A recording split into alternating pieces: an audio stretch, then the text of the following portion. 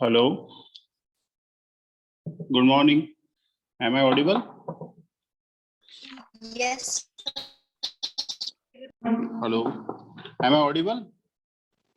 Yes, sir. Okay. Good morning, all. Good morning, sir. Good morning. मैं एक screen share कर रहा हूँ. 1 second.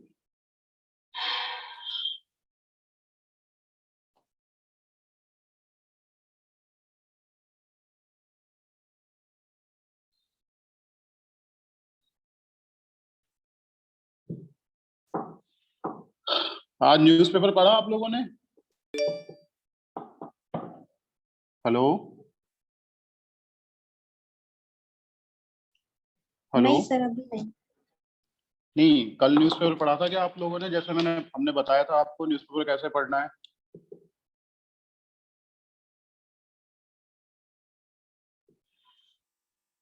Hello. Yes sir. Yes. तो नोट्स बनाना आपने चालू करे या फिर जस्ट अभी न्यूज़पेपर रीडिंग हैबिट डेवलप कर रहे हो आप लोग?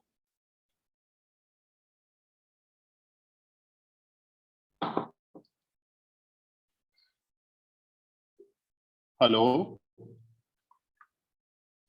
Sir newspaper reading. अच्छा, क्या पढ़ा आप लोगों ने? कोई बता सकता है?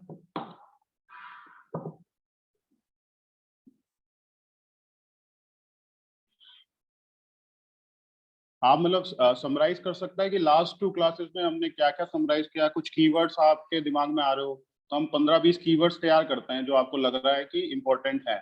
और एक और इम्पोर्टेंट चीज आप लोगों को बताना चाहता हूँ कि कल से आरएस के फॉर्म फिलअप होना चालू हो गए हैं. तो आप लोगों ने देखा उसका आरएस का फॉर्म निकल चुका है, डेट निकल चुकी है उसकी. यस है ना. उसका नोटिफिकेशन आप ढंग से पढ़ना एक बार. नोटिफिकेशन उसका ढंग से पढ़ना. उसमें सिलेबस इंपॉर्टेंट होता है, एलिजिबिलिटी क्राइटेरिया होता है. ठीक है. आरएस नोटिफिकेशन 4 से वो रिलीज हो चुका है और हम उसकी डिटेल्स आपको टेलीग्राम ग्रुप पे सेंड कर देंगे. ठीक है. तो अब मोटिवेट रहिए. मतलब अब जब ये नोटिफिकेशन आ चुका है तो अब ये मान के चलिए आपके पास 3 से 3.5 महीने का समय है. तो हमें जमकर तैयारी करनी है. मतलब अब ये मान के चलिए आज आज से ही आप लोगों को शुरू हो जाना है. ठीक है. और अब बताइए मैं क्या कह रहा था. वो 2 क्लास का ओवरव्यू करते हैं कि बेसिक बेसिक हमें क्या करना है. 15 से 20 मिनट बाद अभी रोहित सर आज से क्लास लेना चालू करेंगे. मेजर एम हमारा ये है कि अभी हम राजस्थान पे फोकस करेंगे. थोड़ा सा राजस्थान फोकस करेंगे. ठीक है. तो राजस्थान में हमारा मेन क्या रहेगा? अभी अभी राजस्थान पॉलिटी और राजस्थान ज्योग्राफी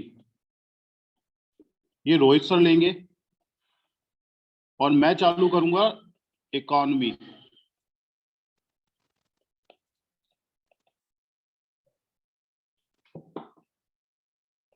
बेसिकली हम राजस्थान की डील करेंगे और उसमें जो कीवर्ड्स आएंगे जैसे ग्रोथ,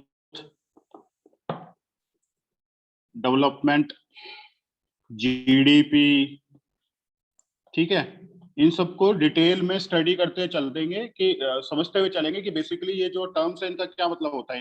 इन्फ्लेशन, टैक्सेशन, बजट. ठीक है. तो ये जो सारे कीवर्ड्स हैं हम इनको स्टडी करते हुए चलेंगे. समझ में आया आप लोगों को? तो हमारा Yes, इसमें sir. मेन ये रहेगा कि अभी राजस्थान पे हम फोकस इसलिए करना चाह रहे हैं कि ये ऐसी चीज है जिसको सबसे जो और जगह क्या होता है कि इन चीजों को लेट उठाते हैं. ये थोड़े से हार्ड रहते हैं टॉपिक्स. इनमें से क्या है कि जब तक राजस्थान पे सिलेबस पे लोग आते हैं तब तक उनका वो डिमोटिवेट हो जाते हैं या फिर राजस्थान का वो पढ़ नहीं पाते. तो हम राजस्थान जो हार्ड टॉपिक्स हैं उनको पहले ले लेंगे ताकि हम पहले हार्ड चीजों को कॉन्कर कर लें. बाकी जो इजी चीजें हैं हम उनको बाद में पिकअप कर लेंगे. ठीक है. तो हम Rajasthan polity, Rajasthan geography, Rajasthan economy इसमें बेसिकली हम ये भी ध्यान रखेंगे कि जीरो से आपको बताते हुए चलें. राजस्थान इकोनॉमी के बेसिक कंसेप्ट आपको बताएं. पॉलिटी में जो कीवर्ड्स हैं आपको पूरा एक बताते हुए चलेंगे क्या होता है. गवर्नेंस कैसे होती है, गवर्नमेंट कैसे वर्क करती है, न्यायपालिका कैसे वर्क करती है, एग्जीक्यूटिव कैसे वर्क करते हैं, ठीक है। तो लेकिन हमारा फोकस थोड़ा सा राजस्थान रहेगा, बीच बीच में हम राजस्थान की स्कीम्स आपको बताते रहेंगे। अच्छा, आपसे कहा गया था कि राजस्थान के जो ट्विटर हैंडल है उसको फॉलो करते रहे अशोक गहलोत जी के। एक बार फर्स्ट क्लास में आपसे बात हुई थी ना, आपको याद है? Yes, sir. हाँ, तो वो चीज करना चालू कर दिए कि करंट अफेयर्स भी अब इम्पोर्टेंट है, क्योंकि लास्ट के आरएस में आप मान के चलिए लास्ट के 6 मंथ का करंट अफेयर्स बहुत इंपॉर्टेंट हो जाता है। तो हम ये तो इंश्योर करें कि जो अभी का जो करंट अफेयर्स है उसको थोड़ा या तो न्यूज़पेपर से पढ़ते रहें, या ठीक है न्यूज़पेपर से पढ़ते रहेंगे तो थोड़ा हमें आइडिया लगता रहेगा, या फिर ये जो ट्विटर से कोई भी स्कीम्स निकलती हैं, जैसे अभी चिरंजीवी योजना सबसे ज्यादा इंपॉर्टेंट चल रही है, जैसे मैंने आज आपको बता दी।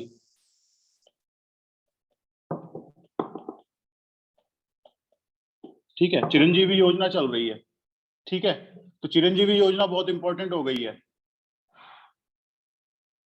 ठीक है। तो ऐसी स्कीम्स कीवर्ड्स बड़े इंपॉर्टेंट रहते हैं, और उसके अंदर स्कीम्स के क्या ऑब्जेक्टिव्स हैं, क्या टारगेट्स हैं, ठीक है, और वो स्कीम्स में कितने लोग आ रहे हैं, कितने डिस्ट्रिक्ट्स में चल रही है, ये बड़े इंपॉर्टेंट सवाल हो जाते हैं प्री के पर्सपेक्टिव में, ठीक है। तो हमें क्या करना है कि करंट अफेयर्स को तो साथ में लेते हुए चलना है, साथ में हम कन्वेंशनल टॉपिक्स आपको पढ़ाते रहेंगे।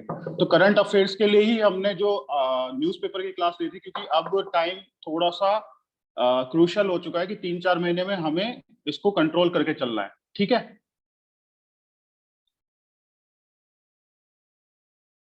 तो एक बार आप थोड़ा सा जब तक 15-20 मिनट तक आप ये बताइए कि 2 क्लासेस जो हमने ली तो आपने क्या क्या सीखा। तो एक एक करके सब पार्टिसिपेंट अपना अपना बताएंगे कि क्या क्या इंपॉर्टेंट है राजस्थान की प्रिपरेशन में, और जो चीज होनी चाहिए, और वो चीज मैं यहाँ पे कीवर्ड्स के तौर पे लिखता जाऊंगा, ताकि हमें लोगों को लगे कि जो हम आपको कन्वे करना चाह रहे हैं वो चीज आपके पास पहुंच रही है।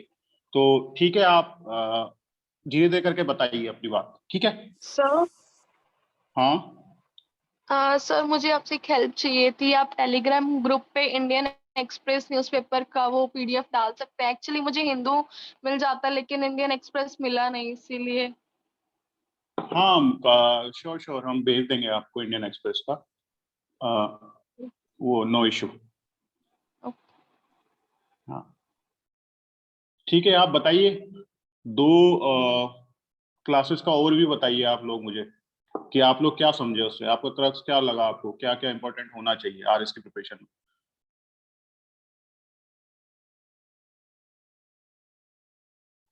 एनीवन? सर फर्स्ट डे आपने जैसे सिलेबस डिस्कस किया था, देन आपने बोला कि जैसे प्रीलिम्स के लिए हमें 50% मार्क्स लाने हैं, तो उसके लिए हमारे लिए फर्स्ट इम्पोर्टेंट है रीजनिंग एंड मेंटल एबिलिटी, जिसकी ठीक है, प्रैक्टिस।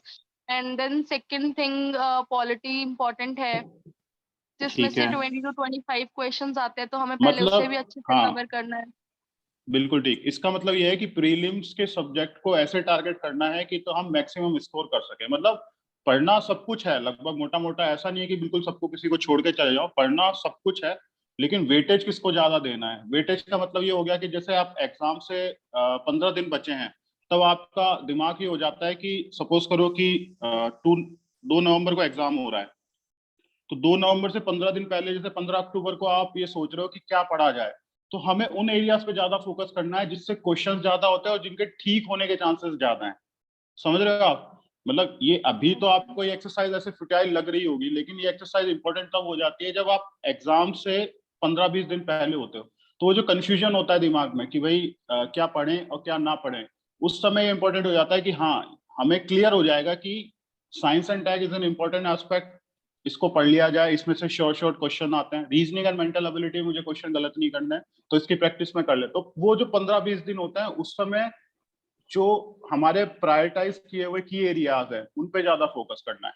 तो नंबर 1 हो गया कि हमें वर्गीकरण करना है सिलेबस का इस हिसाब से कि कौन सी चीज इंपॉर्टेंट है। इंपॉर्टेंट का मतलब है जो ज्यादा मार्क्स लेके आ सकती है। इंपॉर्टेंट सब कुछ होता है एग्जाम में, देखा जाए तो इंपॉर्टेंट सब कुछ हो जाता है, अगर सिलेबस में लिखा गया है तो इंपॉर्टेंट है, पर हमें वो चीज कैच करनी है सिलेबस में से कि जिसमें सबसे ज्यादा मार्क्स आ सके। ठीक है, तो हमें वर्गीकरण करना है और वर्गीकरण हम आपको बता रहे हैं कि किस हिसाब से आपको अप्रोच करनी चाहिए हमारे एक्सपीरियंस के हिसाब से। ठीक है, दूसरा, एंड सर आपने बोला था कि पहले जैसे राजस्थान हिस्ट्री है तो हमें जैसे राजस्थान हिस्ट्री स्टार्ट नहीं करनी स्टार्टिंग में, बिकॉज उससे बहुत ज्यादा सिलेबस है, उसके कारण हम डीमोटिवेट हो जाएंगे। इसलिए हमें तो एफिशिएंसी और इफेक्टिवनेस के साथ वर्क करना है, इसलिए हाँ पहले जो आपकी इम्पोर्टेंट एरियाज हैं जो लाइक वो कवर करने हैं। ठीक है। बोला। हाँ, अब जैसे राजस्थान हिस्ट्री का मैं थोड़ा सा आपको लगा दूं, राजस्थान हिस्ट्री सबसे एक इम्पोर्टेंट टॉपिक है, इसके बारे में थोड़ा सा आपका मिथ बस्ट कर देता हूँ। राजस्थान हिस्ट्री के 3 पार्ट होते हैं, एंशियंट, मिडेवल मिडाइवल और मॉडर्न हिस्ट्री। ठीक है, अब हिस्ट्री सबसे ज्यादा इंपॉर्टेंट कौन सी हो जाती है? मॉडर्न हिस्ट्री हो जाती है, मॉडर्न हिस्ट्री। ठीक है, क्योंकि इस पे कई सारे आपको बुक्स वगैरह इजीली मिल जाती है अच्छे से। एंशियंट और मिडिवल में क्या होता है कि एंशियंट और मिडिवल में बहुत ज्यादा कंटेंट बहुत ज्यादा है, कंटेंट बहुत ज्यादा है। ठीक है, लेकिन इसमें नंबर ऑफ क्वेश्चंस आप देखोगे तो बहुत अ, कम आते हैं, मतलब मिडिवल पोर्शन से बहुत कम क्वेश्चंस आते हैं। एक एंशियंट से थोड़े जो बेसिक टॉपिक हैं वो ज्यादा आते हैं, लेकिन हमने जो एनालिसिस किया है सिलेबस का उसके हिसाब से मॉडर्न जो राजस्थान की हिस्ट्री है, मैं इंडियन हिस्ट्री की बात नहीं कर रहा, मॉडर्न जो राजस्थान की हिस्ट्री है दैट इज 1857 के बाद वाली, ये हिस्ट्री इंपॉर्टेंट है। जैसे इंडिपेंडेंस मूवमेंट में राजस्थान के लोगों का क्या रोल था, प्रजामंडल मूवमेंट क्या है, ठीक है, प्रजामंडल मूवमेंट क्या हो गया, 1857 के बाद क्या था, जैसे कांग्रेस का इंडिया राजस्थान में क्या इफेक्ट था, इंडियन नेशनल कांग्रेस का, यहाँ पे प्रिंसली स्टेट हुआ करते थे। ठीक है, राजस्थान जो है वो प्रिंसली स्टेट में था। ठीक है, जयपुर हो गया, आमेर हो गया, मत्स्य हो गया। ठीक है, तो ये एरियाज क्या थे, प्रिंसली स्टेट्स में विभाजित थे। अब ये प्रिंसली स्टेट का इंडिपेंडेंस मूवमेंट में क्या रोल रहा था, तो 1857 से टाइमलाइन चालू हो गई, और इस बीच में कौन कौन फ्रीडम स्ट्रगल आए, उनका क्या क्या इंपॉर्टेंट रोल रहा, कौन कौन से न्यूज़पेपर निकले, न्यूज़पेपर, कौन कौन से बड़े बड़े मूवमेंट्स हुए, तो ये स्टडी करना इंपॉर्टेंट हो जाएगा। तो हम क्या करेंगे कि मॉडर्न हिस्ट्री, जो राजस्थान की मॉडर्न हिस्ट्री है उसको ढंग से करेंगे, क्योंकि इसमें से क्वेश्चंस को करना इजी है। ठीक है, अब मिडिवल पोर्शन बहुत ज्यादा बड़ा है, लेकिन उसमें से क्वेश्चन बहुत कम आते हैं मिडिवल से। तो हम क्या करेंगे कि हिस्ट्री में भी फोकस करेंगे राजस्थान की, कि मॉडर्न हिस्ट्री को टिप्स पे रख लें, रेदर देन हम मिडिवल की किताब पढ़ने लग जाएं, तो आपका जो आउटपुट है, जो एफिशिएंसी है वो बहुत कम रहेगी, क्योंकि बहुत सारे क्वेश्चन बनते हैं, मतलब बहुत सारा कंटेंट है, लेकिन जो क्वेश्चंस बनते हैं वो बहुत कम आते हैं, तो वो आउटपुट सही नहीं बैठता, उसमें एफिशिएंसी बहुत कम रहती है। तो इंस्टेड जो हमारी एनर्जी है हम अगर मॉडर्न हिस्ट्री में करेंगे, राजस्थान हिस्ट्री में, तो वो बेटर रहेगा। ठीक है, और क्या बात हुई थी?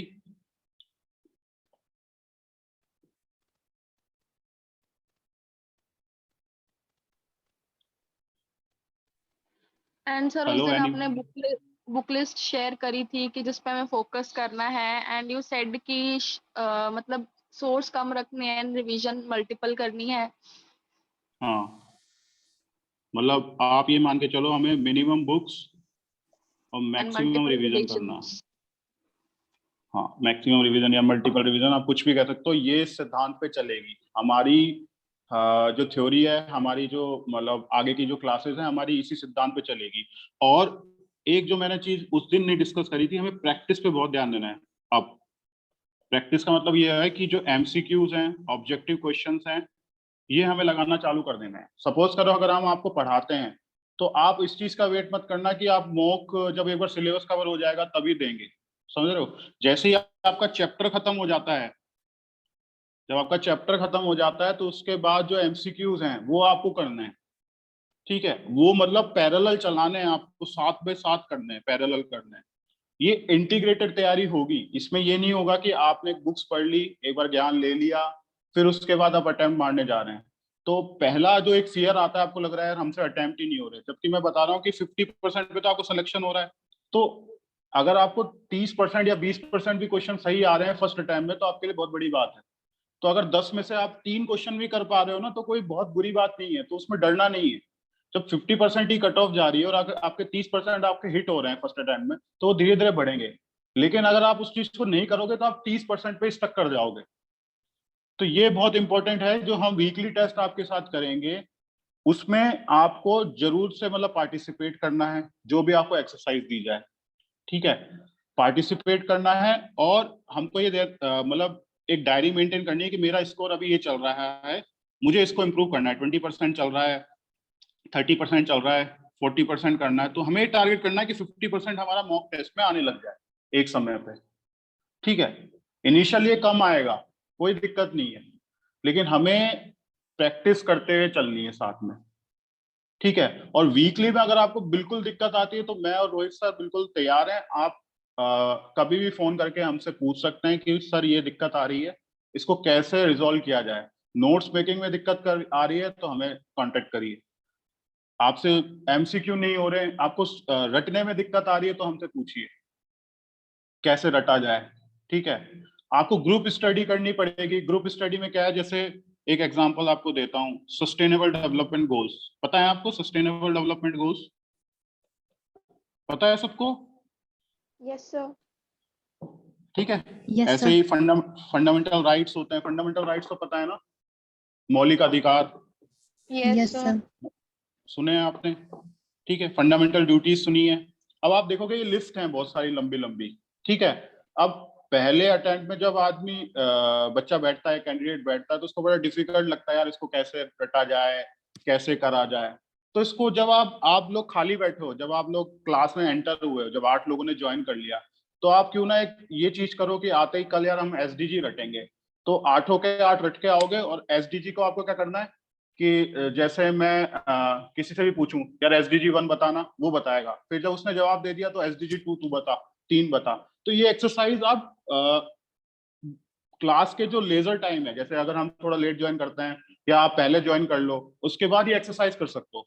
ये फायदा होता है ग्रुप स्टडी का कि भाई एसडीजी आपने रट लिए, डीपीएसपी आपने रट लिए, मौलिक अधिकार आपने रट लिए, ठीक है, फंडामेंटल ड्यूटीज आपने रट ली। अब इनमें से कम 2-3 क्वेश्चन आपके ऐसे ही बन जाएंगे कि आर्टिकल 50 क्या है, शेड्यूल क्या होते हैं, ऐसी कई सारी लिस्ट हैं। ये लिस्ट हम आपको प्रोवाइड कर देंगे। हम आपको बता देंगे कि भाई ये कैसे ग्रुप स्टडी से इसको किया जा सकता है। एसडीजी 1 क्या है, पॉवर्टी और हंगर क्या है, एसडीजी 9 क्या है, ठीक है, एसडीजी 17 क्या है। तो ये चीजें आप 5 दिन में एक्सरसाइज करोगे, आपको रट जाएगा। आपको अलग से उसको रटने की जरूरत नहीं पड़ेगी क्लासरूम में बैठ, मतलब घर पे बैठ के जहां भी आप स्टडी करते हो।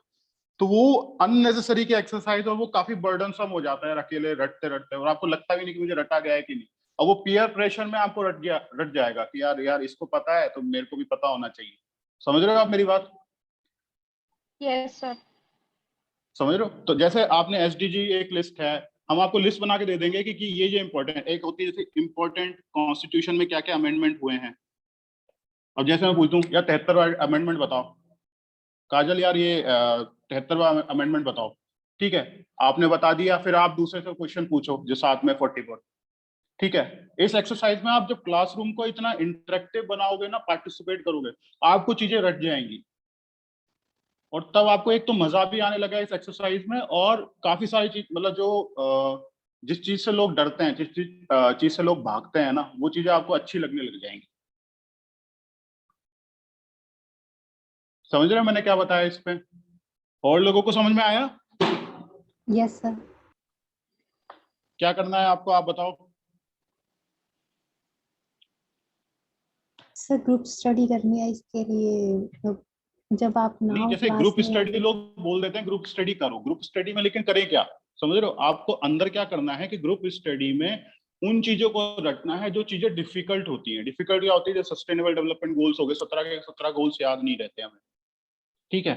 पहले आप खुद डेली पढ़ोगे, फिर दूसरे दिन पूछोगे, हो सकता है आपको नहीं आए पीयर प्रेशर में, लेकिन क्या होगा कि धीरे धीरे आपको चीजें आने लग जाएंगी। क्योंकि और एक क्या होता है, आपने सुना होता है इतनी बार, तो गलत होने के चांसेस कम हो जाते हैं उसके, ठीक है। फंडामेंटल राइट्स हो गए, फंडामेंटल ड्यूटीज हो गई, डायरेक्टिव प्रिंसिपल हो गए, ठीक है।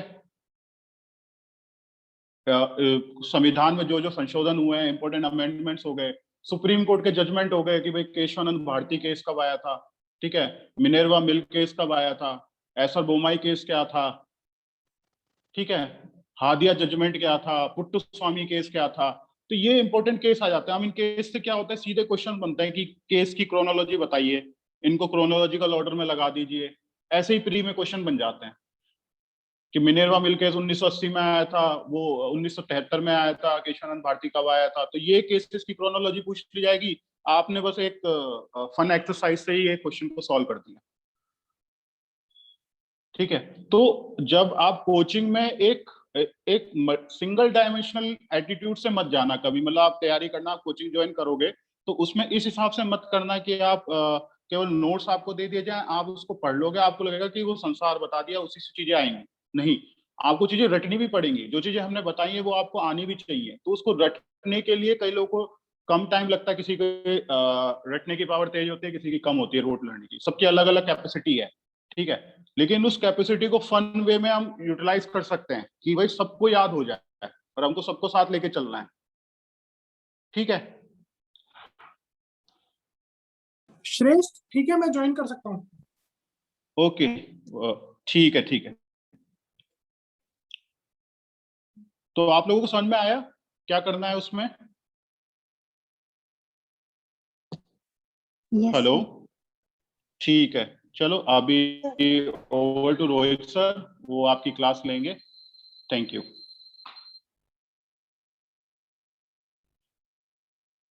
रोहित सर। हाँ श्रेष्ठ, तुम अपना ये स्क्रीन हाँ शेयर बंद कर। हाँ, यू भी कंटिन्यू। ओके, हाँ। ठीक है। Hello all, good morning. Good morning sir. Good morning Kamal, Anu, good morning, good morning. Pratiksha है यहाँ पे class? Yes, Pratiksha is there. Yes yes, okay okay okay. ठीक है, हम शुरू करते हैं। आप लोग, मैं जो आज प्लान करके आया हूँ उसमें हम ये प्लान कर रहे हैं, आप सब लोग मतलब मेरे को सुन पा रहे हैं? Am I audible? Yes sir. Yes sir. Okay okay okay okay. अच्छा, इसमें आप देखेंगे ना जूम में, तो एक आपके पास ऑप्शन होता है चैट, चैट टू एवरीवन। आप राइट में जो है 3 डॉट्स है, उसमें तो आप चाहें तो कोई क्वेश्चन हो या रेज हैंड का भी ऑप्शन आता है, कुछ इस तरह के हो तो आप अपने डाउट्स के लिए बीच में इंटरेक्ट कर सकते हैं मुझे। ओके, हम प्लान ये कर रहे हैं आज से कि आप लोगों के साथ में थोड़ा राजस्थान से रिलेटेड चीजों को लेके आगे बढ़ें, क्योंकि अच्छा इसमें आप एक second, let me share my screen. श्रेष्ठ, आर यू देयर? हाँ यस, हाँ yes. Just I am not able to share my screen. You have to discontinue yours. Okay okay.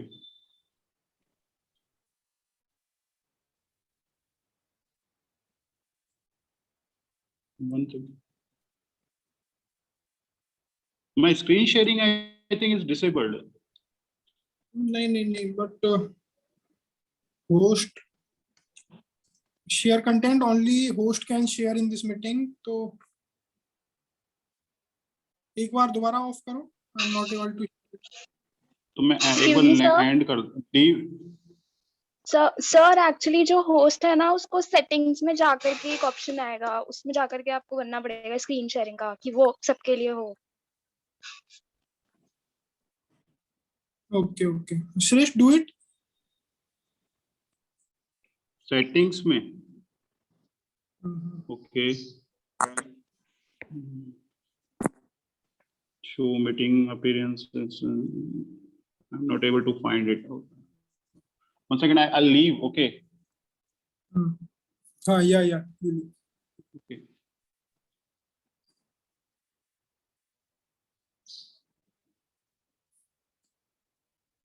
या इट्स ओके ना।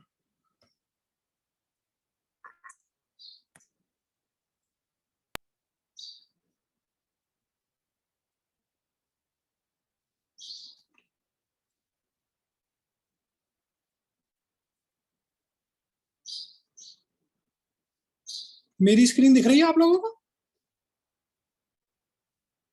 Yes, sir. Okay Yes, okay sir. Okay okay.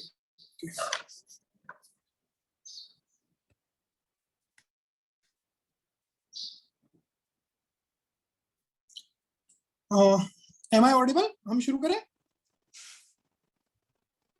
Yes, sir. तो मैंने जो plan किया है वो ये प्लान किया है कि हम आपके साथ में एक तो पॉलिटी हम शुरू करते हैं। पॉलिटी के साथ में जो हमारी चीजें होंगी उसमें हम सपोज हम सेंटर की बात कर रहे हैं या स्टेट्स की बात कर रहे हैं या लोकल गवर्नमेंट की बात कर रहे हैं। तो सेंटर को यदि हम छोड़ दें तो हम with in states and with in local government Rajasthan specific study भी हम कर सकते हैं। ठीक है, तो जैसे हम जब स्टेट गवर्नमेंट की बात करेंगे, राज्य सरकारों की बात करेंगे, तो हम राजस्थान स्पेसिफिक आपको थोड़ा सा नोट्स प्रोवाइड कराने की कोशिश करेंगे। सिमिलरली जब हम लोकल गवर्नमेंट की बात करेंगे तो आपके डिस्ट्रिक्ट में like in Ganganagar, in Jaipur, how things are moving in local government, वो भी हम थोड़ा डिस्कस करेंगे। और सिमिलरली पॉलिटी के साथ साथ मैं आप लोगों को थोड़ा सा राजस्थान की ज्योग्राफी से भी क्वेश्चंस और क्या क्या आप लोग उसमें पढ़ सकते हैं उसके बारे में थोड़ा सा आपको ब्रीफ करता हुआ चलूंगा, ताकि आप मेरे साथ पैरेलली अपने नोट्स बनाने शुरू करें और थोड़ा आप उसके बारे में पढ़ने लगें, तो ये हमारे लिए हेल्पफुल रहेगा। तो आप लोग सभी अभी नोट्स बनाने की पोजीशन में है, मतलब आप बना सकते हैं? रजिस्टर और पेन है आपके पास? Yes, sir. ओके। अच्छा, मेरा पहला क्वेश्चन है कि आप Yes. अपनी कॉपी में जब नोट्स बनाएंगे तो किस तरह से बनाएंगे? सपोज ये आपके पास में एक कॉपी का पेज है, तो आप इसको किस तरह से नोट्स मेकिंग में यूटिलाइज करने वाले हैं? मैं आपको सजेस्ट करूंगा कि जब भी आप अपना नोट्स बनाएं तो सपोज ये डेट आपने यहाँ पे लिखी और ये आपने हेडिंग लिखी, जो भी आप नोट्स बनाएं उसका अराउंड 1/3 पोर्शन ये वाला ये ब्लैंक रखें और आप अपनी नोट्स राइटिंग यही करें। You got my point? Hello? Yes, sir. Yes, sir. ठीक है, इसके बेनिफिट ये होंगे कि इन द लॉन्ग रन जब आपके नोट्स बन जाएंगे और आप इसको फर्स्ट रिवाइज करेंगे या सेकंड रिवाइज करेंगे and you find some edition in the notes, या आपको लगे कि ये चीज मुझे कुछ न्यू मिली है, तो आप उससे रिलेटेड जो भी चीज होगी उसको यहाँ लिख सकेंगे। तो एक बेनिफिट तो ये होगा। इसका दूसरा बेनिफिट ये होगा कि आप जब उस चीज को रिवाइज करेंगे तो in the case of revision में भी आपकी हेल्प करेगी, जिसमें आप सपोज ये मैंने कुछ लिखाया, आपको लगा कि इसको समराइज वे में इस तरह से लिखा जा सकता है, तो आपने समरी करके उसकी लिख दी, कीवर्ड्स यहाँ लिख लिए, कीवर्ड्स कैन बी रिटन, यहाँ कीवर्ड्स लिख सकते हैं आप, यहाँ आप समरी लिख सकते हैं, यहाँ कोई न्यू आपको एडिशन मिले तो वो भी आप इसको ऐड कर सकते हैं। तो आप इस तरह अपने नोट्स मेकिंग को इस तरह से रखना, it will be really helpful. ये आपको अभी समझ में नहीं आएगा, आपको लगेगा कि अभी ये पेजेस खाली रह जाते हैं 1/3, लेकिन ये जब आप फर्स्ट रिवीजन वाली कंडीशन में होंगे या जब भी आपको कोई ऐसा एडिशन मिलेगा, या आप सपोज न्यूज़पेपर पढ़ रहे हैं, आपको न्यूज़पेपर से कोई ऐसा आर्टिकल या ऐसा कोई फैक्ट मिला जो इस नोट से रिलेटेड है, तो आप उसको साइड में रख सकते हैं। Okay, got my point? Yes, sir. Okay okay okay. तो आज हम थोड़ा सा राजस्थान की ज्योग्राफी शुरू करते हैं।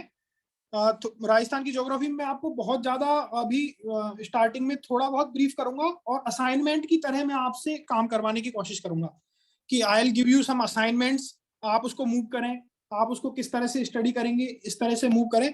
तो आज हम और ये थोड़ा सा राजस्थान की ज्योग्राफी के बाद ब्रीफ करने के बाद में मैं लास्ट के हाफ एन आवर आप कोशिश करूंगा कि आपसे पॉलिटी के बारे में डिस्कशन करूं। हम पॉलिटी का एक नया चैप्टर शुरू करेंगे। तो आप सब लाइन में हैं मेरे साथ में? कौन कौन है अभी? अच्छा, आप में से हिंदी मीडियम का कौन स्टूडेंट था?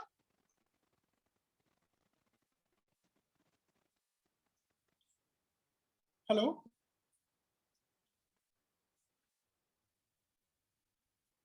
Hello? Sir, you are audible. Hello? Am I audible? Hello? Yes, sir. Yes sir. मेरी वॉइस क्या ब्रेक डाउन हो रही है क्या बीच बीच में? No sir. No sir. कोई कनेक्शन प्रॉब्लम तो नहीं है ना? तो आप लोग इतना साइलेंट sir. ना हो जाएंगे, मैं कंफ्यूज हो जाता हूँ। मतलब आप लोग मेरे साथ इन्वॉल्व रहें इसमें। ओके ओके ओके ओके ठीक है। हम राजस्थान ज्योग्राफी के बाद में कुछ पॉलिटी शुरू करेंगे।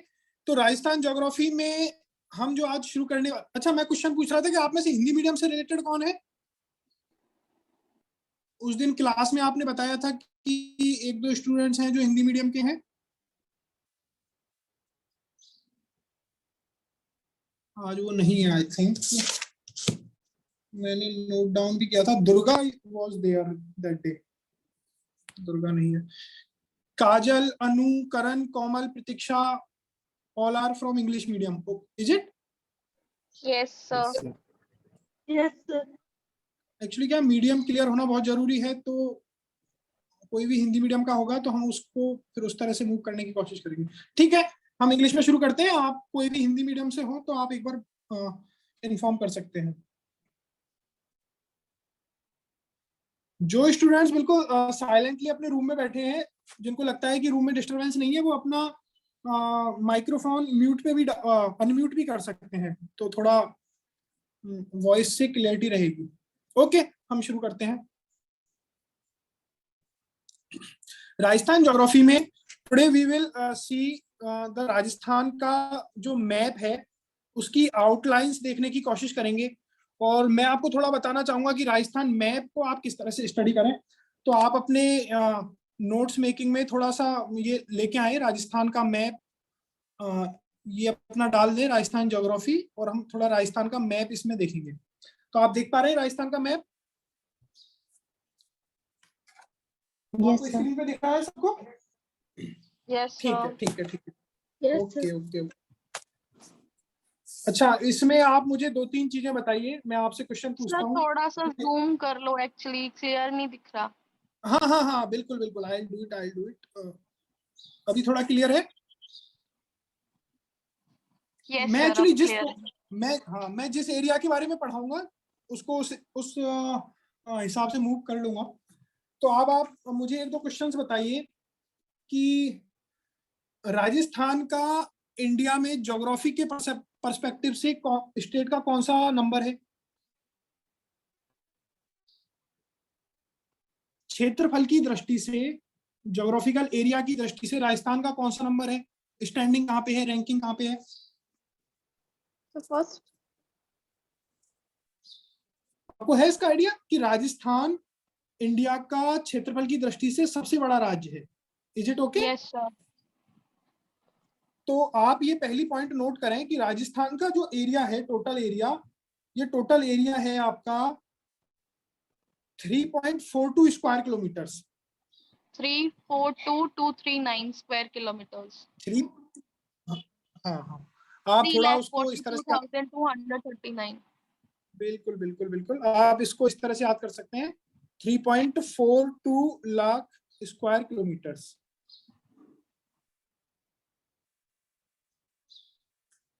ठीक है, और जो मैडम ने बताया अभी एग्जैक्टली आपको याद रखना हो तो 3,42,239 स्क्वायर किलोमीटर्स। ठीक है, पर आपको इतना डिटेल में यदि आप फैक्ट्स याद रखेंगे तो थोड़ा सा आपको दिक्कत होगी। तो आप तो कोशिश करें कि फैक्ट्स को थोड़ा सिंप्लीफाई करके याद रखें, क्योंकि बिल्कुल लास्ट मोमेंट में एग्जाम से पहले आपके पास नंबर ऑफ फैक्ट्स इतने ज्यादा हो जाएंगे कि you will not able to handle all these things. ठीक है, तो आप याद रखें 3.42 लाख स्क्वायर किलोमीटर राजस्थान का क्षेत्रफल है, और यह जो एरिया है ये इंडिया के एरिया का 10.41% एरिया कंट्रीब्यूट करता है। ठीक है, तो एरिया से ज्यादा याद रखना ये जरूरी है, 10.41 स्क्वायर किलोमीटर्स, सॉरी 10.41% कि भारत के क्षेत्रफल का 10.41% राजस्थान में है। ये एक प्री में क्वेश्चन आया था, आई थिंक 2013 प्रीलिम्स में क्वेश्चन था ये डायरेक्टली कि कितना एरिया इसमें कंट्रीब्यूट करता है। ओके, हम आगे चलें। यस। ठीक है। Yes sir.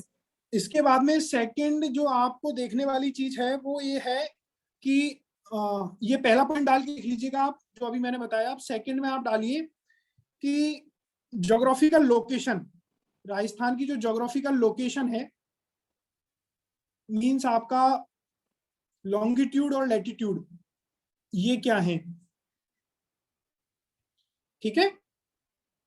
लॉन्गिट्यूड और लैटिट्यूड के बारे में आप लिख लीजिएगा। ये आप खुद से अपना कहीं से गूगल से भी कर सकते हैं, और आपके पास कोई भी बुकलेट हो या कोई भी चीज हो, उससे आप रेफर करके इस ज्योग्राफिकल लोकेशन को एक बार लिख के रखिएगा। ठीक है, मैं थोड़ा सा स्पीड से आगे बढ़ता हूं। थर्ड पॉइंट आप आइए इसमें,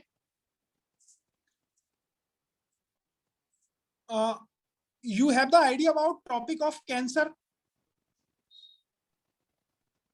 आपको है आइडिया ट्रॉपिक ऑफ कैंसर क्या है? Yes sir. सभी लोग? Yes, sir.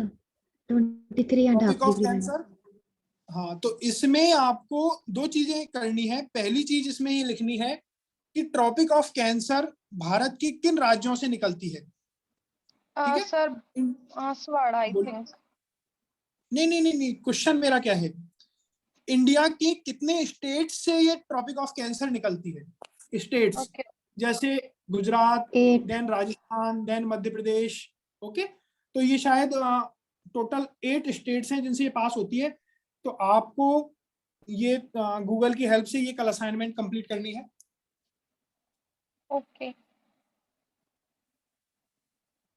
मैंने पहला आपको बताया टोटल एरिया, दूसरा ज्योग्राफिकल लोकेशन, थर्ड में आपको बता रहा हूँ ट्रॉपिक ऑफ कैंसर के बारे में, ठीक है। तो पहला तो ये इंडियन स्टेट्स, कितने इंडियन स्टेट से पास करती है, कितने राज्यों से पास करती है। और इसमें सेकंड पॉइंट है आपका ट्रॉपिक ऑफ कैंसर से रिलेटेड, ट्रॉपिक ऑफ कैंसर से रिलेटेड कि ये राजस्थान स्टेट के कितने डिस्ट्रिक्ट से पास करती है।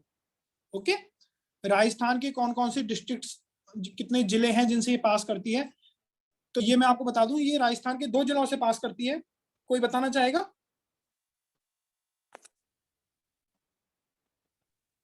सर आप में से डूंगरपुर और बांसवाड़ा। डूंगरपुर और बांसवाड़ा, बिल्कुल ठीक, ठीक है। तो ये आपके डूंगरपुर और बांसवाड़ा दो जो साउदर्न मोस्ट ऑफ राजस्थान के हैं, वहां से ये पास करती है, ठीक है। तो ये आपको थोड़ा सा असाइनमेंट की तरह मूव करना है। ये मैं आपको बता देता हूँ, देखो ये इसका मैप है। तो ट्रॉपिक ऑफ कैंसर जो है हमारी अराउंड, और नीचे की तरफ आप पॉइंट पे देखिए, डूंगरपुर और बांसवाड़ा से क्रॉस करते हुए निकलती है। मींस गुजरात की तरफ से एंटर कर रही है और मध्य प्रदेश में जा रही है। तो ये हमारी डूंगरपुर और बांसवाड़ा से निकलती है। ओके, आगे बढ़े हम। Yes sir.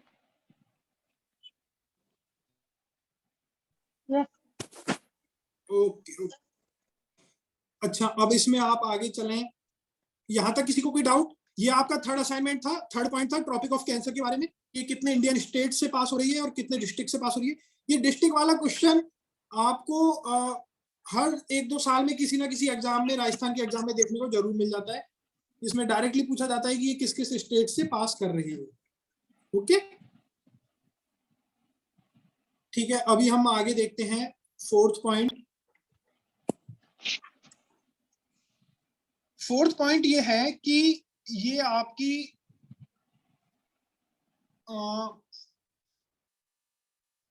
Tropic of cancer है 23.5, ठीक है, नॉर्दर्न लैटिट्यूड में।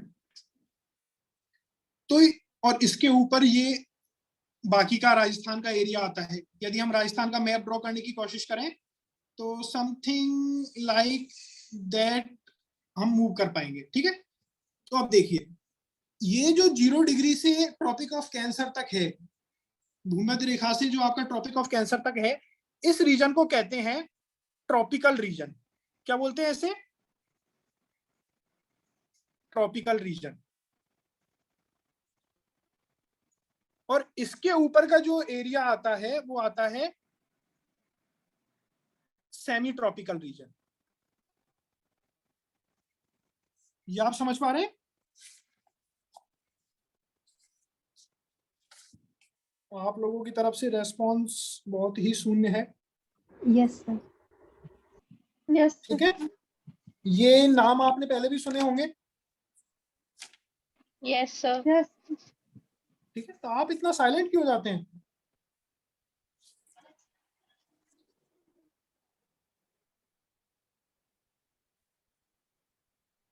ओके, तो ये दो रीजन्स हैं। तो हम कह सकते हैं कि राजस्थान का कुछ पार्ट ट्रॉपिकल रीजन में भी आता है और कुछ एरिया सेमी ट्रॉपिकल रीजन में भी आता है। ओके, अब हम आगे बढ़ते हैं 5th पॉइंट की तरफ, जिसमें length and width of the Rajasthan के बारे में बात की गई है। तो length and width of Rajasthan क्या है कि यदि ये राजस्थान स्टेट है हमारा, तो ये लेंथ वाइज कितना है और ये विड्थ वाइज कितना है, किसी को idea?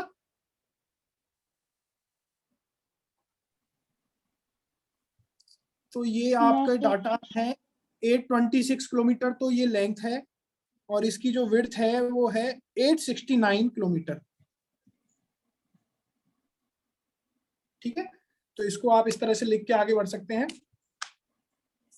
826 kilometre northern most point से साउदर्न मोस्ट पॉइंट तक है, और 869 किलोमीटर 869 किलोमीटर आपका from east to west, west to east आपका ये पॉइंट है। आगे बढ़े हम। Yes yes sir. Sir. Next point आप स्टडी करें। अब आप थोड़ा सा इसमें ध्यान दें कि ये जो बाउंड्री है राजस्थान की, जिसे हम लैंड बाउंड्री भी बोल सकते हैं, land boundary, land boundary of Rajasthan. तो ये जो लैंड बाउंड्री ऑफ राजस्थान है, ये इसकी टोटल वैल्यू है आपकी 5920 किलोमीटर्स। इसको भी आप अपने नोट्स में लिखें। एक्चुअली जो राजस्थान स्पेसिफिक एग्जाम्स होते हैं RAS के, उसमें इस तरह के एक दो क्वेश्चंस आपको प्री में जरूर मिलेंगे कि लैंड बाउंड्री कितनी है, नॉर्थ टू साउथ कितना हो सकता है। तो इस तरह के क्वेश्चंस के लिए थोड़ा मेंटली प्रिपेयर रहें, और आपको एग्जैक्टली डाटा याद नहीं हो तो आप मोटा मोटा उसके अराउंड पहुंच सकें कि वो क्या पूछना चाह रहा है, कहाँ पे है। ठीक है, तो ये थोड़ा सा ध्यान रखें। और कई बार कई क्वेश्चंस में आप देखेंगे कि जो ऑप्शंस होते हैं वो बहुत क्लोज होते हैं, मतलब you can find the options in Rajasthan state exams like 5920, अगला ऑप्शन हो सकता है आपका 5980। ओके, तो आपको कुछ इन तरह के क्वेश्चंस में बहुत ज्यादा केयरफुल रहने की जरूरत है, तो आप इसके लिए प्रिपेयर रहें। आगे बढ़े हम। Yes sir. ठीक है, सर। बोलिए, any doubts? No sir. Okay no okay sir. Okay. 7th point. अब यहां से आप थोड़ा सा मेरे साथ मैप में आइए। ठीक है, 7th असाइनमेंट में आप सबसे पहले तो ये लिखिए कि international boundary of Rajasthan, international boundary of Rajasthan. तो इसकी जो इंटरनेशनल बाउंड्री है राजस्थान की, ये है, ये क्वेश्चन भी किया गया है इंटरनेशनल बाउंड्री के बारे में। International boundary of Rajasthan is 1070 kilometres. कितनी? 1070 किलोमीटर्स, 0 किलोमीटर्स। और कौन कौन से डिस्ट्रिक्ट हमारे पाकिस्तान के साथ में बॉर्डर क्रिएट करते हैं, आप लोग सर बताएं। गंगानगर, बीकानेर, जैसलमेर, बीकानेर, बाड़मेर। बाड़मेर, गंगानगर और एंड जैसलमेर। यदि हम नॉर्थ से बात करें तो सबसे पहले गंगानगर, उसके बाद में, यदि मैं नॉर्थ बीकानेर, से, हाँ, उसके बाद में बीकानेर, देन जैसलमेर, जैसलमेर, देन बाड़मेर। बाड़मेर। बाढ़। तो ये क्वेश्चन एक बहुत प्रोबेबल क्वेश्चन है, और आई थिंक आप जब RAS का इंटरव्यू देने भी जाते हैं तो मोस्ट ऑफ द जो कैंडिडेट होते हैं उनसे ये क्वेश्चन पूछ लिया जाता है कि इंटरनेशनल बाउंड्री कितने किलोमीटर के अराउंड है और कौन कौन से जिले उससे लगते हैं, तो आपको ये थोड़ा आइडिया होना चाहिए। और आई अज्यूम कि आप मोस्ट ऑफ द जो कैंडिडेट हैं वो गंगानगर स्टेट से बिलोंग करते हैं, तो थोड़ा सा आप केयरफुल रहें क्योंकि आपसे क्वेश्चन जरूर पूछा जा सकता है इन लेटर स्टेज। ठीक है, तो ये आपको पता होना चाहिए कि 1070 किलोमीटर इसकी इंटरनेशनल बाउंड्री है राजस्थान की, और ये 4 डिस्ट्रिक्ट से अटैच्ड है। अब हम आगे बात करते हैं, मैं आपको थोड़ा सा इसमें दिखाना भी चाहूंगा जिन जिनको भी आइडिया नहीं है। देखो ये पाकिस्तान की, यदि आप देख पा रहे टॉप लेफ्ट में देखिए, तो गंगानगर है, देन बीकानेर है, देन जैसलमेर है, देन बाड़मेर है। ठीक है, yes sir. Is it okay with all of you? Yes sir. ये हमारा हो गया, कौन सा Yes, पॉइंट हो sir. गया? 7th। Yes, sir. 7th point. ठीक है, अब आप 8th पॉइंट लिखिए, 8वां पॉइंट, कि नॉर्दर्न जो 8वां पॉइंट लिखिए कि किस किस राज्य से भारत की लैंड बाउंड्री मिलती है। स्टेट्स कौन कौन से हैं? राजस्थान की लैंड बाउंड्री किस किस स्टेट से मिलती है? तो सबसे पहले नॉर्थ में कौन सा है, कौन सा राज्य है? पंजाब। ठीक है, इसके बाद में कौन सा राज्य है आपका? हरियाणा। फिर उसके नीचे कौन सा है? यूपी। ये लिखते जाएं आप साथ साथ। उत्तर प्रदेश। फिर उसके नीचे है आपका मध्य प्रदेश, और साउथ में कौन सा है? गुजरात।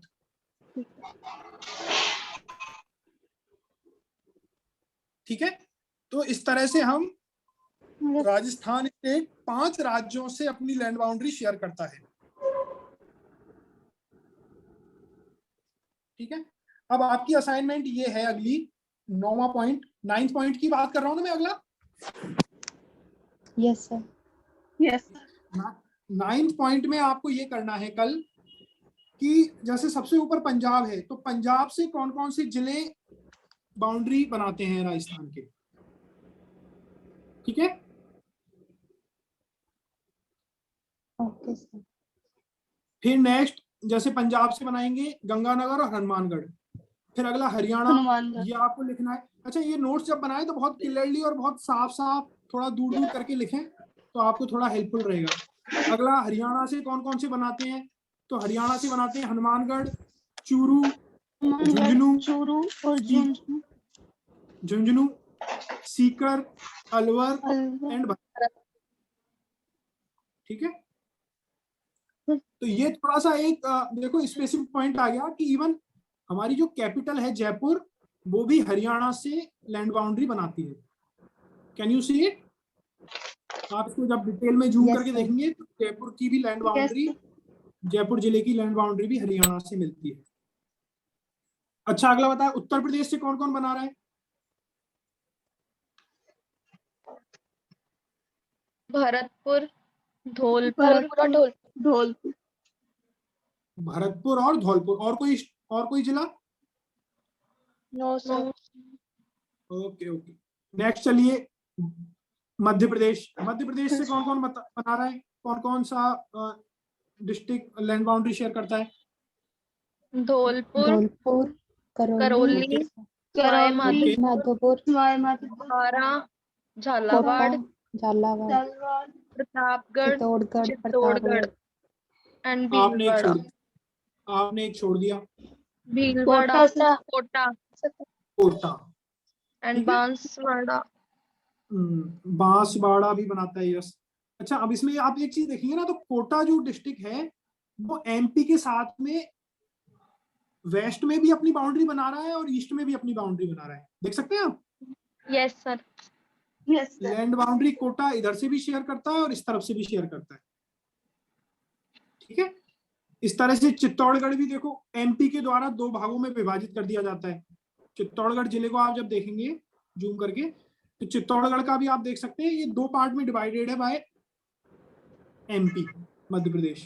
तो ये जो पोर्शन है ना रावतभाटा वाला, ये आप जो राइट में देख पा रहे हैं, तो ये थोड़ा अलग हो जाता है। तो ये इस तरह से एमपी है। अब इसमें आपसे पूछा जाए कि राजस्थान राज्य की जो सीमाएं हैं वो सबसे ज्यादा सीमा किस राज्य से लगती है, तो कौन सा राज्य है वो? MP। MP। MP, Madhya Pradesh के साथ में राजस्थान राज्य की सीमाएं सबसे ज्यादा है। ओके, इसके बाद में आप नीचे आए साउदर्न स्टेट में, तो कौन कौन से जिले कौन कौन से जिले हैं जो गुजरात के साथ बॉर्डर टच करते हैं? बांसवाड़ा, जालोर, बांसवाड़ा, डूंगरपुर, उदयपुर, सिरोही, जालोर। ओके ओके, ठीक है। तो इस तरह से आप इसको रखें। बाड़मेर भी है sir. Barmer, I think it's doubtful Barmer है या नहीं है, ये मैप में थोड़ा दिख रहा है, ये मैं आपको कंफर्म करूंगा, आप भी एक बार गूगल पे कंफर्म करना, ठीक है। Hello hello sir. Hello, hello, जी बोलिए मैम। Visible to me. क्या ma'am? Map is not visible to me. Ma'am आपकी वॉइस क्या मैम, आपकी वॉइस क्लियर, है। मैप नहीं दिखाई दे रहा है? मैप नहीं दिखाई दे रहा है। मैप में तो दिखाई दे रहा है, लेकिन हम इसको मतलब थोड़ा सा रिवर्स कंफर्म करेंगे कि ये, मैप शो नहीं हो रहा सर मुझे। सर उनके नेटवर्क अच्छा प्रॉब्लम मेरी होगी, स्क्रीन, उनको मैप नहीं दिख रहा। हेलो ओके, बाकी सब लोगों के साथ भी ये प्रॉब्लम है? Hello sir. No sir. No sir. बाकी सब लोगों को स्क्रीन दिख रही है? यस सर, दिख यस रही सर। है। Yes sir. मैम आपको जिनको नहीं दिख रही है मैम, थोड़ा सा आप देखें कि हो सकता आपके नेटवर्क में इशू हो। यहाँ मैं कन्नड़ क्या था क्लास चल रही आप एक बार डिस्कनेक्ट करके कनेक्ट करने की कोशिश,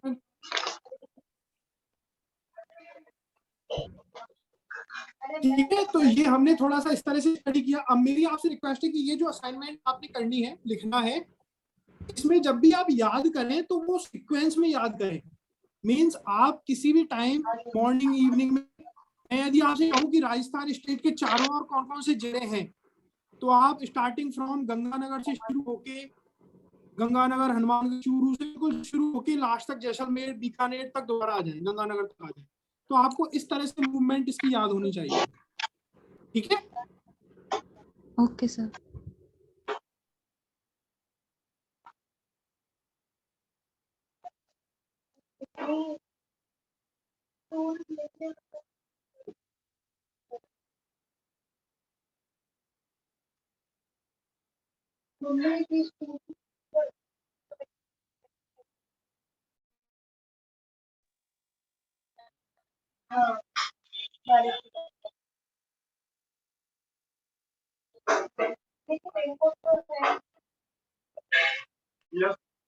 इतना गर्म में तो ठंडा करके लाऊंगा, पकड़ देखो।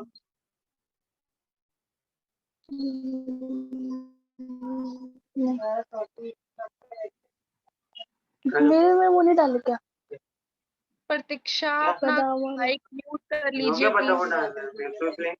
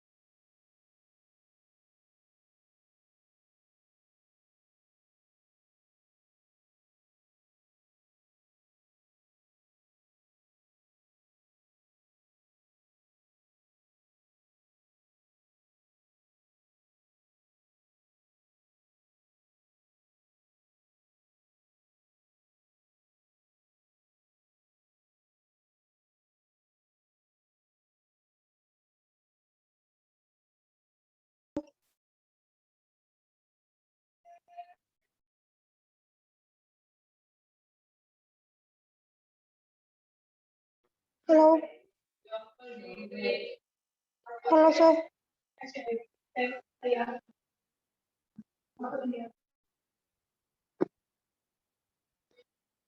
हेलो।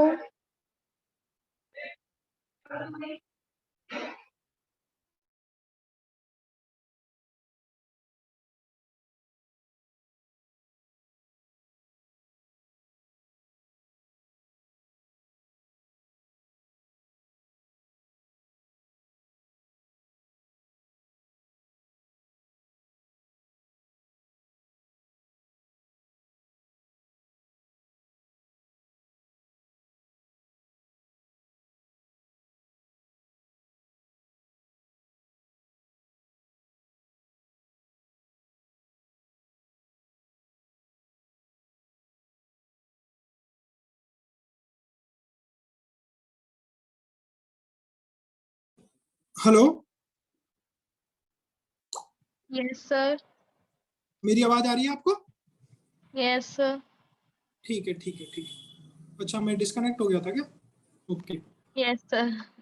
ठीक है ठीक है। मेरी स्क्रीन दिख रही है आपको? नो सर, नो अभी सर। तक तो यही आ रहा है, Rohit Dikshit has started screen sharing. रुकिए रुकिए, let me share again.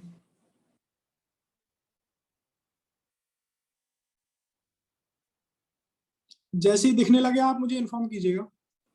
Yes sir, visible now. दिख रही है। Okay okay, good. ठीक है, तो ये हम मैप से अब आगे बढ़ते हैं। ये मैंने मैप आपको थोड़ा सा ब्रीफ करने की कोशिश की थी। अब इसमें आप एक अगली असाइनमेंट और लीजिए। ठीक है, तो आप ये जितने भी राज्य हैं उनके साथ में कौन कौन से डिस्ट्रिक्ट अटैच हैं वो थोड़ा आप अपनी असाइनमेंट में लिखिएगा और याद करके कल जब भी आप क्लास में मिले, मतलब आपको ये याद होने चाहिए। ठीक है, अब आप इसमें अगला पॉइंट आइए। कौन सा पॉइंट की बात कर रहे हैं अब हम?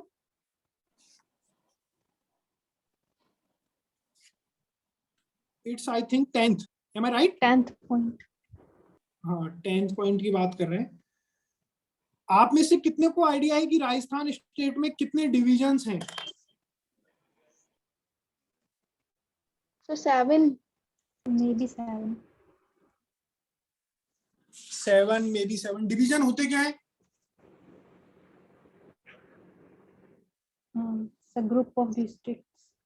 हाँ, देखो एक्चुअली है क्या, जैसे यदि हम बात करें तो इंडिया अपना सेंट्रल कंट्री है जिसके पास में बहुत सारे स्टेट्स हैं। ओके, आप थोड़ा फोकस करना। बाकी ये स्टेट्स आपके हैं, उनमें से एक स्टेट आपका है राजस्थान। अब राजस्थान में टोटल कितने जिले हैं? 33. 33 डिस्ट्रिक्ट्स हैं। तो इन 33 डिस्ट्रिक्ट्स के एडमिनिस्ट्रेशन से रिलेटेड हमने एक डिवीजन करके एक कॉन्सेप्ट क्रिएट किया हुआ है। तो राजस्थान स्टेट में 7 डिवीजन है। कितने? 7 डिवीजन है। 7 डिविजन्स के अंडर ये 33 डिस्ट्रिक्ट्स आते हैं। मतलब राजस्थान 7 आपके संभाग, जिसे डिवीजन को बोलते हैं, संभाग में विभाजित है। इन सब में ये डिस्ट्रिक्ट्स आते हैं। हर डिवीजन में 4 या 5 डिस्ट्रिक्ट्स होते हैं जो इनके अंडर आते हैं। तो आपकी नेक्स्ट असाइनमेंट है कि 7 डिविजन्स कौन कौन से हैं? किसी को आइडिया है? Yes sir. एक एक करके बोलिए। Sir, जोधपुर। क्या बोला मैम? जोधपुर। जोधपुर। जोधपुर और बीकानेर। जोधपुर, बीकानेर और अजमेर। अजमेर, उदयपुर। उदयपुर, जयपुर। जयपुर, भरतपुर। भरतपुर, कोटा। तो ये हमारे 7 डिविजन्स हैं, 7 संभाग हैं। ठीक है, Yes sir. अब आपका जो असाइनमेंट ये है कि इन सभी डिविजन्स में, मतलब यदि मैं बात करूं जोधपुर डिवीजन की, तो जोधपुर डिवीजन में कौन कौन से डिस्ट्रिक्ट्स आते हैं, अजमेर में कौन कौन से डिस्ट्रिक्ट्स इन्वॉल्व होते हैं, बीकानेर में कौन से हैं, उदयपुर में कौन से हैं, जयपुर में, भरतपुर में, कोटा में, ये सभी आप लोग याद करें और अपनी असाइनमेंट इसमें नोट्स में लिखें कल, ठीक है। लिखाने को मैं अभी भी लिखा सकता हूँ आपको, लेकिन वो पर्पज नहीं बनेगा उसका कुछ। आप खुद से सर्च करेंगे, खुद से देख के लिखेंगे तो आपको थोड़ा सा हेल्प मिलेगी याद करने में, ठीक है। आगे बढ़े। अच्छा, इसमें आप एक चीज लिख लीजिएगा कि ये जो डिविजन्स होते हैं ये किस लिए क्रिएट किए जाते हैं। इनका पर्पज होता है एडमिनिस्ट्रेशन और एडमिनिस्ट्रेटिव कन्वीनियंस के लिए ये डिविजन्स क्रिएट किए जाते हैं, ठीक है। प्रशासनिक होते हैं ये, ज्योग्राफिकल नहीं है डिविजन्स। आप ये नहीं कह सकते कि जोधपुर डिवीजन है और बीकानेर डिवीजन है, इसके बीच में, डिवीजन के बीच में एक रिवर होगी या माउंटेन होगा, ऐसा होना जरूरी नहीं है, ठीक है। जोधपुर और बीकानेर एडमिनिस्ट्रेटिवली बनाए गए हैं, तो उनके बीच में कोई नेचुरल बाउंड्री हो या ना हो ये डिपेंड नहीं करता है, ठीक है। यहां तक आपको क्लियर? Yes sir. तो हमने ये देखा कि एरिया हमारा है, डिवीजन 7 है, डिस्ट्रिक्ट 33 है, ठीक है। अब यहाँ तक हम राजस्थान को आज रोकते हैं, आप इस असाइनमेंट्स को देखिएगा।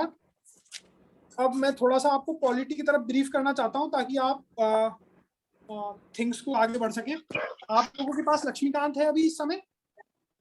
Yes yes sir. Yes sir. किस किस के पास नहीं है?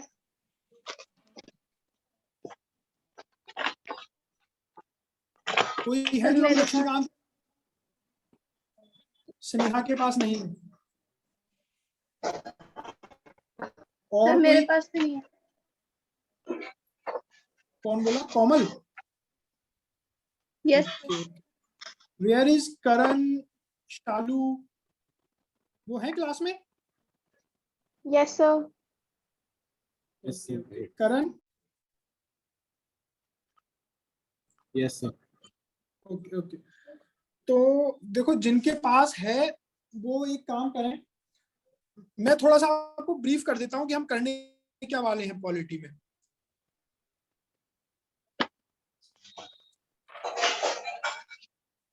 हम पॉलिटी में, आपको ये तो आइडिया होगा कि इंडिया में हम 3 लेवल पे गवर्नमेंट की बात करते हैं। कौन कौन से लेवल्स हैं वो? So we have to maintain separate notebook for polity. Separate नहीं तो एटलीस्ट आप उसका पार्टीशन तो करें, आप अपनी बुकलेट का पार्टीशन तो करें। और यदि सेपरेट रख सकें तो बहुत ही अच्छा है, क्योंकि ज्योग्राफी और पॉलिटी काफी बड़े बड़े दोनों सब्जेक्ट्स हैं, तो सेपरेट रख लें, अच्छा रहेगा। क्योंकि पॉलिटी में वैसे बहुत ज्यादा नोट्स बनाए नहीं जाते हैं, क्योंकि मैं आपको बुक से ही रेफर करवाने की कोशिश करूंगा, लेकिन फिर भी आप सेपरेट रखें, बिल्कुल सेपरेट रखें। आपके पास अगर कोई न्यू बुकलेट नहीं हो तो आप किसी अलग सेपरेट पेपर्स पे लिख लें।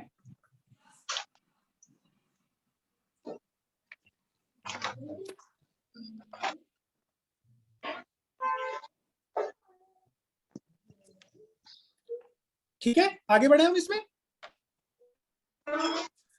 यस तो सर। पॉलिटी में जो हम गवर्नेंस की बात कर रहे हैं कि भारत में, इंडिया में जो हमारा गवर्नमेंट है वो 3 लेवल पे काम कर रही है। एक है आपका सेंट्रल लेवल पे, एक है आपका स्टेट लेवल पे, तीसरा है local government,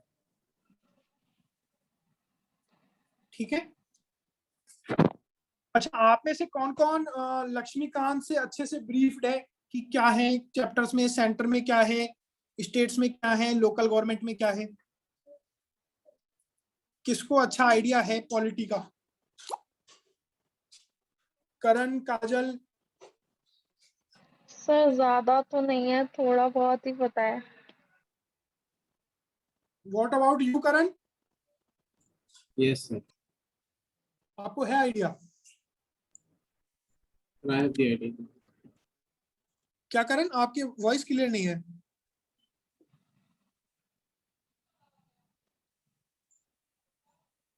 okay okay okay, हम आगे बढ़ते हैं। तो इंडिया में जो गवर्नेंस है वो 3 लेवल पे काम करती है, सेंटर, स्टेट्स और लोकल गवर्नमेंट। आप में से शायद किसी का माइक ऑन है जो पीछे से? सर प्रतीक्षा का ऑन है। प्रतीक्षा, अनु, प्रतीक्षा अपना माइक म्यूट रखें। ओके, तो इंडिया में जो गवर्नेंस है वो 3 लेवल पे है। अब थोड़ा सा फोकस करना कि हम क्या कर रहे हैं, किस तरफ मूव करने की कोशिश कर रहे हैं। इंडिया में गवर्नेंस 3 लेवल पे काम करती है, सेंटर, उसके नीचे स्टेट्स, उसके नीचे लोकल गवर्नमेंट। तो हम पॉलिटी में करते क्या है, पॉलिटी में किस चीज की स्टडी करते हैं? पॉलिटी में हम स्टडी करते हैं सबसे पहला तो इन तीनों के स्ट्रक्चर के बारे में, कि सेंटर में जो गवर्नेंस है वो किस स्ट्रक्चर में है, स्टेट्स में जो गवर्नेंस है वो क्या स्ट्रक्चर रखती है, और लोकल गवर्नमेंट की स्ट्रक्चर क्या है।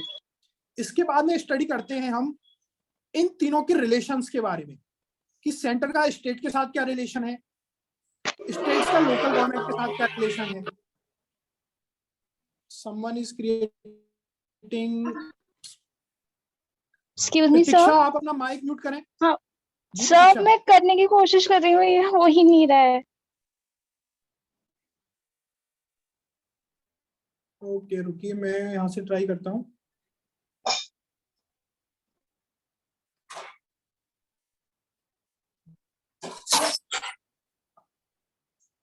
I think it's done now. या ठीक है, तो हम 3 लेवल पे काम करते हैं, सेंटर, स्टेट्स, लोकल गवर्नमेंट। अब हम पॉलिटी में क्या पढ़ेंगे? पॉलिटी में सबसे पहला होता है आपका कि सेंटर में क्या स्ट्रक्चर है, स्टेट्स का गवर्नमेंट का क्या स्ट्रक्चर है, लोकल गवर्नमेंट का क्या स्ट्रक्चर है। इसके बाद में स्टडी किया जाता है कि इन तीनों के बीच में रिलेशंस क्या है, सेंटर का स्टेट से क्या रिलेशन है, स्टेट का लोकल गवर्नमेंट से क्या रिलेशन है। इन सब की स्टडी पॉलिटी में एक चीज जो मेन स्टडी और की जाती है वो है कि ये जो हम स्ट्रक्चर डिस्कस कर रहे हैं या ये जो रिलेशनशिप डिस्कस कर रहे हैं ये कहाँ से गवर्न होती है।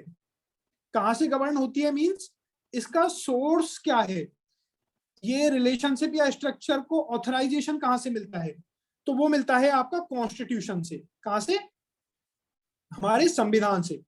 तो हम कॉन्स्टिट्यूशन के बारे में स्टडी करते हैं कि ये किस तरह से इसको सोर्स प्रोवाइड कराते हैं। कॉन्स्टिट्यूशन सेंटर के बारे में क्या बोलता है, कॉन्स्टिट्यूशन स्टेट्स के बारे में क्या बोलता है, लोकल गवर्नमेंट के बारे में क्या बोलता है।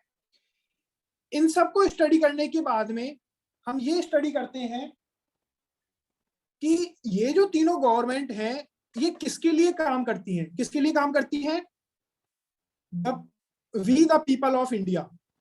ठीक है, जो आम नागरिक हैं, जो लोग हैं, उनके लिए काम करती है, पीपल ऑफ इंडिया के लिए।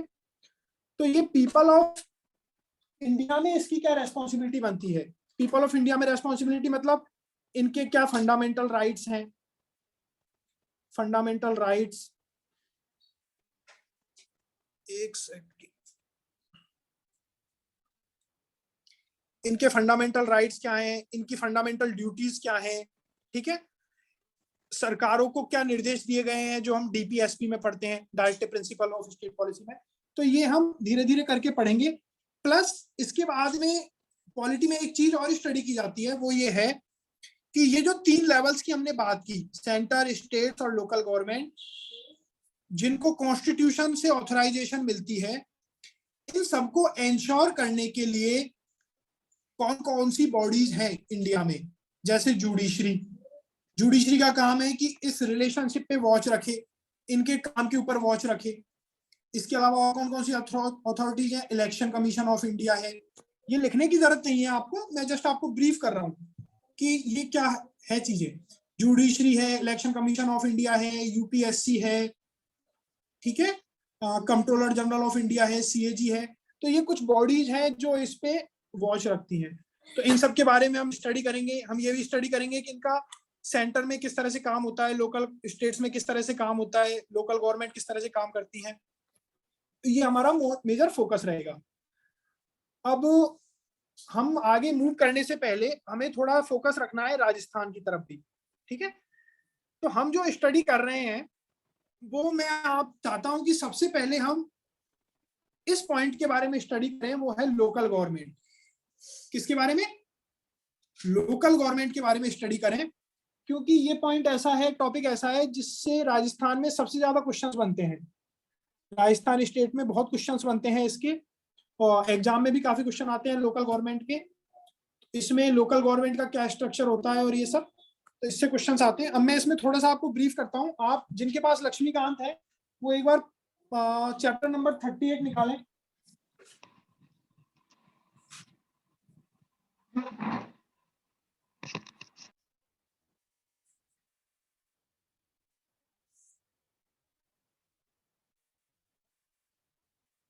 चैप्टर नंबर 38 निकालें एक बार। सभी कर चुके हैं? Yes sir.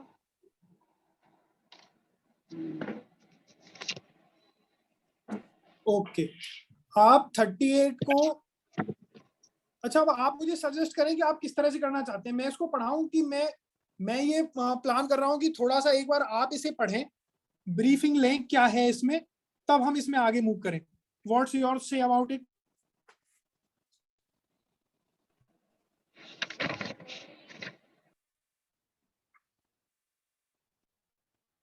हेलो ऑल, ठीक है। तो हम इसको इस तरह से मूव करेंगे। मैं थोड़ा सा आपको ब्रीफ कर देता हूं लोकल गवर्नमेंट क्या है, उसके बाद में मैं आपसे ये एक्सपेक्ट करता हूं कि ये जो 38 में इवोल्यूशन दे रखा है ना, evolution of Panchayati Raj, evolution of Panchayati Raj में आपकी 6 कमेटीज के बारे में डिस्कशन है। देखिए एक बार, बुक खोलें आप, इनके पास है।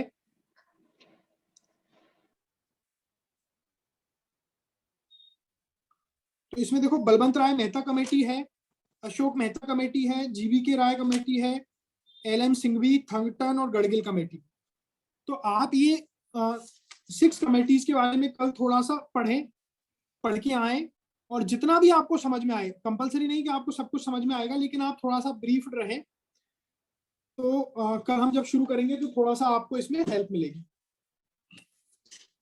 अब मैं आपको लोकल गवर्नमेंट के बारे में नेक्स्ट 5 मिनट्स में ब्रीफ कर देता हूं, फिर हम क्लास को यहीं आज होल्ड करेंगे और कल शुरू करेंगे। अच्छा, आपको क्या, किसको आइडिया है कि लोकल गवर्नमेंट्स क्या होती हैं या इसके फॉर्म्स क्या हैं? कोई नाम आप बता सकें लोकल गवर्नमेंट में? एनीवन? सर म्युनिसिपैलिटीज, ओके, और? ग्राम पंचायत, पंचायत सिस्टम, क्या मैम, क्या बोला आपने? पंचायत सिस्टम। ओके, और? देखो, आप थोड़ा सा इसको इस तरह से मूव करें कि हमने ये तो देख लिया कि एक सेंटर है, सेंटर में स्टेट्स हैं, स्टेट्स में आपके लोकल गवर्नमेंट है, ठीक है। अब ये लोकल जो गवर्नमेंट्स हैं, ये 2 टाइप की लोकल गवर्नमेंट्स हो सकती है। पहली हो सकती है रूरल एरियाज के लिए। एक्चुअली आज क्या प्रॉब्लम है, मेरी जो पेंसिल है वो काम नहीं कर रही है, somehow I don't know why. एक तो रूरल गवर्नमेंट है, एक होती है आपकी अर्बन गवर्नमेंट, ठीक है। तो ये जो रूरल एरियाज के लिए है उसको बोलते हैं हम रूरल गवर्नमेंट, और जो अर्बन एरियाज के लिए है उसे बोलते हैं हम अर्बन गवर्नमेंट। अब जो ये रूरल गवर्नमेंट है, इसमें 3 टाइप के लेवल हैं, 3 लेवल्स हैं। सेम अर्बन गवर्नमेंट में भी 3 लेवल्स हैं। तो लोकल गवर्नमेंट 2 एरियाज के लिए हो सकती है, ग्रामीण एरियाज के लिए और शहरी एरियाज के लिए। जो रूरल एरियाज है उसमें 3 लेवल होते हैं। सबसे पहले होती है गांव के लेवल पे आपकी ग्राम पंचायत। क्या होती है? ग्राम पंचायत। ग्राम पंचायत के ऊपर आती है आपकी पंचायत समिति। आप सुन रहे हैं सभी? ग्राम पंचायत, देन पंचायत समिति, सर, और पंचायत समिति के ऊपर आती है आपकी जिला परिषद, ठीक है। तो ये हम आप देख सकते हैं कि इसमें 3 लेवल पे काम होता है रूरल लोकल गवर्नमेंट में। सबसे पहले ग्राम पंचायत होती है, ग्राम पंचायत के नीचे पंचायत समिति होती है, और ग्राम पंचायत के ऊपर पंचायत समिति होती है, और पंचायत समिति के ऊपर जिला परिषद होती है, ठीक है। अब जैसे मैं आपको इसमें एग्जांपल देता हूं कि आपका सपोज एक जिला है गंगानगर, ठीक है। गंगानगर जिले में जिला लेवल पे जिला परिषद होगी। क्या होगा? जिला परिषद। गंगानगर जिले में आप 5-6 पंचायत समिति में विभाजित किया हुआ होगा, तो उसमें डिफरेंट डिफरेंट पंचायत समिति होंगी। इन पंचायत समिति लेवल पे जो वर्क करती है वो होती है पंचायत समिति, जिला परिषद पंचायत समिति। इसी तरह से हर पंचायत समिति को विभक्त किया हुआ होता है कुछ ग्राम पंचायत में, ठीक है। तो सबसे ऊपर है आपका जिला परिषद पंचायत समिति और आपका ग्राम पंचायत। तो ग्राम पंचायत से आप कुछ लोग चुन के भेजते हैं, पंचायत समिति में जाते हैं, पंचायत समिति के कुछ लोग भेज के जिला परिषद में जाते हैं। तो ये इस तरह से मूव इसमें होता है। इसके बारे में डिटेल में हम आपने कल या परसों की जो भी क्लास होगी उसमें करेंगे कि किस तरह से क्या होता है, किस तरह से इलेक्शंस होते हैं। इसके बाद में होती है आपकी urban local government. Urban local government, जिनको अर्बन लोकल बॉडीज भी बोलते हैं या local government in urban areas भी बोला जाता है। देखो ये क्या होता है, इसमें आपने जो बताया इसमें भी 3 स्ट्रक्चर होते हैं। सबसे पहले होता है म्युनिसिपैलिटी, फिर आपका होता है म्युनिसिपल कॉरपोरेशन, म्युनिसिपल कॉरपोरेशन। एक सेकेंड, इसमें हम आप होल्ड रखें।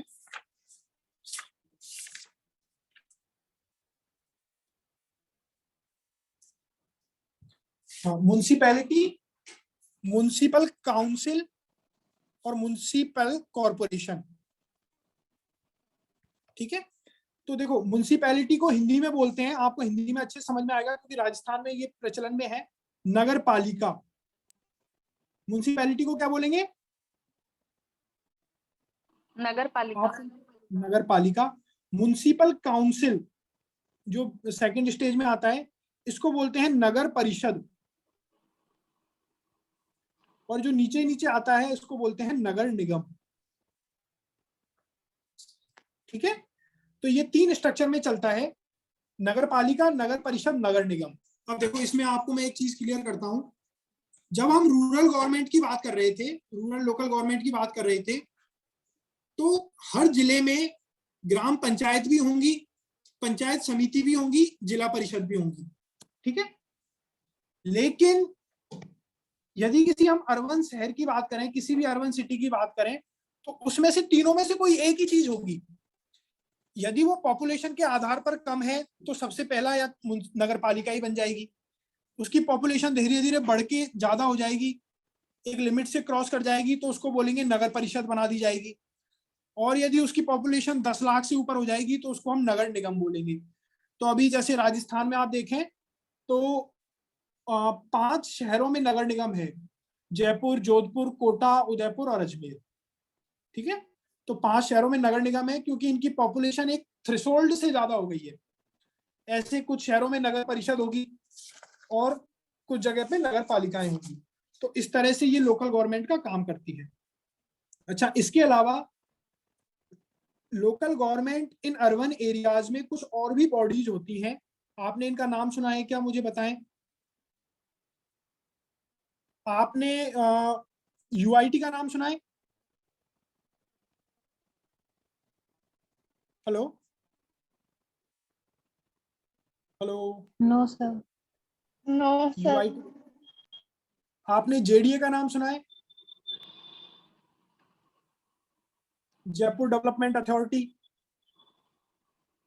आपने हाउसिंग बोर्ड का नाम सुना है? हाउसिंग बोर्ड का सुना है सर। हाउसिंग बोर्ड का सुना है, ठीक है। आपने इसके अलावा यूआईटी हो गया, हाउसिंग बोर्ड हो गया, कैंटोनमेंट बोर्ड का नाम सुना है? कैंट क्षेत्र, कैंटोनमेंट एरियाज। Yes sir. जैसे आप बोले कि जोधपुर कैंट, कोटा कैंट, ये सुना है ना आपने वर्ड? Yes sir. ठीक है। तो ये जो भी है ये पार्ट भी कहलाते हैं, किसके अंदर आते हैं ये सब? ये भी लोकल गवर्नमेंट के अंदर आते हैं। ठीक है, ये भी लोकल गवर्नमेंट के अंदर आते हैं। तो local government in urban areas के अंदर आते हैं। तो इस तरह से ये लोकल गवर्नमेंट मूव करती है। तो हम सेंटर और स्टेट शुरू करने से पहले, इसके बारे में डिटेल स्टडी करने से पहले, ये लोकल गवर्नमेंट के बारे में पढ़ना चाह रहे हैं। और इसका पर्पज ये है कि इससे राजस्थान स्पेसिफिक बहुत सारे क्वेश्चंस बनते हैं। तो हम पहले लोकल गवर्नमेंट के बारे में डिटेल में स्टडी करेंगे। इसमें हमको अराउंड 2 या 3 क्लासेस लगेंगे। आप 3 क्लासेस मान लीजिए, लोकल गवर्नमेंट, रूरल और अर्बन दोनों का कवर करने में। उसके बाद में 3 क्लासेस लेने के बाद में हम एक क्लास लेके राजस्थान स्पेसिफिक नॉलेज आपको देंगे कि राजस्थान में लोकल गवर्नमेंट में किस तरह से इलेक्शंस होते हैं, किस तरह से सरपंच चुना जाता है, पंच चुने जाते हैं, प्रधान क्या होता है, जिला परिषद प्रधान क्या होता है, नगर निगम का कमिश्नर क्या होता है, नगर निगम का चेयरमैन क्या होता है। जैसा भी एक इशू चल रहा है, आपने सुना हो कि जयपुर के नगर निगम का जो चेयरमैन था उसको बर्खास्त कर दिया गया। तो वो किसकी पावर में था, किसने बर्खास्त किया, कैसे कर सकते हैं। तो इसके बारे में हम राजस्थान स्पेसिफिक पढ़ेंगे, जो आपको थोड़ा हेल्पफुल रहेगा। Is it clear all of you?